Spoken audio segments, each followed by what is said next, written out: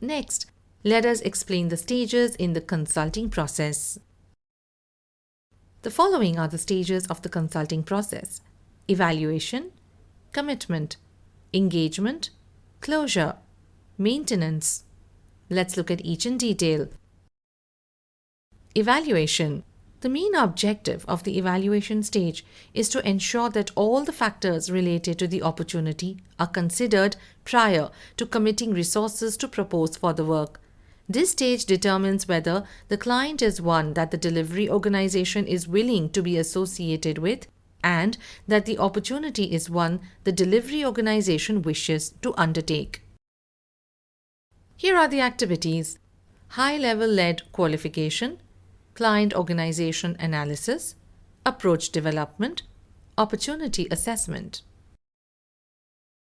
Here's the output: an approach to the potential project, stakeholder identification, scope and objectives, initial effort and cost estimates, project plan outline, skills required, staffing approach, outline of the value proposition, potential benefits, critical risks, basis of contract terms. Next, commitment. Here's the objective. The objective of the commitment stage is to reach a mutually acceptable agreement on how to perform the project. The commitment stage provides a framework for considering all factors related to the potential project prior to signing a contract. A detailed understanding of all aspects of the potential project is developed. This provides the foundation for the project and is embodied in a clear and mutually understood contract. It is very important to have a contract that covers all the work to be undertaken. Activities: potential change identification, scope definition, project approach development, proposal and contract development, contract negotiation and agreement. Output: an approach, scope and objectives to the potential project, a contract is signed, or the HR consulting organization decides not to propose. The client rejects the HR consulting organization's final proposal. Next, engagement. Here the objective of the engagement stage is to transition to the envisioned state within the agreed scope. This stage is the main cause as it represents the focal point of the consulting engagement. Building upon what has come before, the consultant progressively undertakes a particular course of action to deal with the client's situation and address the organization's needs.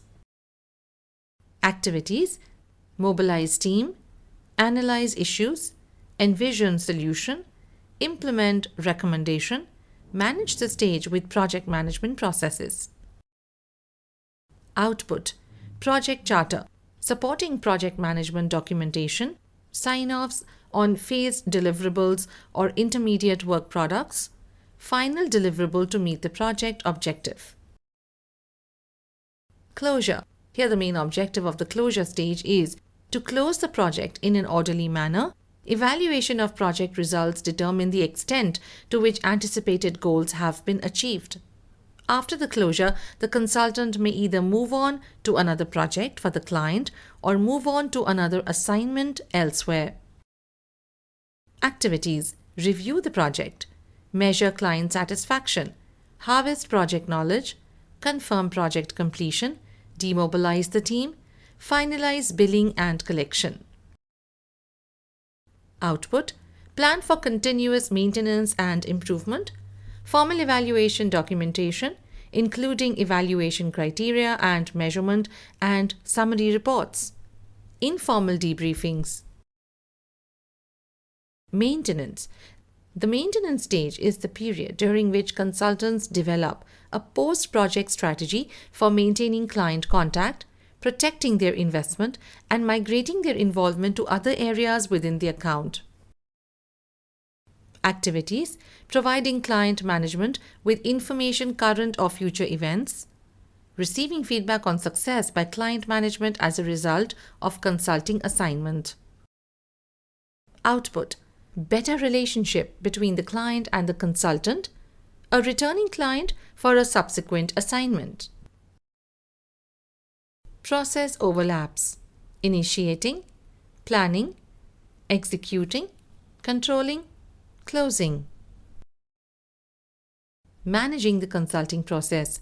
Look beyond initial cost savings and track the effect on employee satisfaction and organizational performance. Ensure the senior management buy-in and involvement. Reinforce or reward through incentives. Focus on quality first and then on the cost. Test outsourcing with specific functions before expanding. Facilitate feedback from the internal HR team.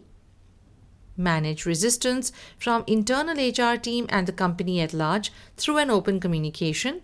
Anticipate and manage the culture change. Develop staff members to effectively manage consultant or vendor relationships. Measuring performance. It is very important to measure the effectiveness of the HR consultant as it helps the company to know if the desired results are achieved or not. Some of the key elements to be considered while measuring the performance of the HR consultant are as follows. Number 1. Insist on accurate and frequent status reporting by the consultant or the vendor. Number 2. Demand an immediate notification when the problems arise. Number 3. Establish proper and well-defined performance metrics. Number 4. Ensure that the major part of the metrics are in quantitative terms. Number 5. Spread the measurement phase to incorporate multiple time periods. Number 6. While measuring, consider and reflect upon the investments today that would yield payoff in future periods. Performance metrics. It is crucial that the performance measurement of the consultant is carried out on a regular basis.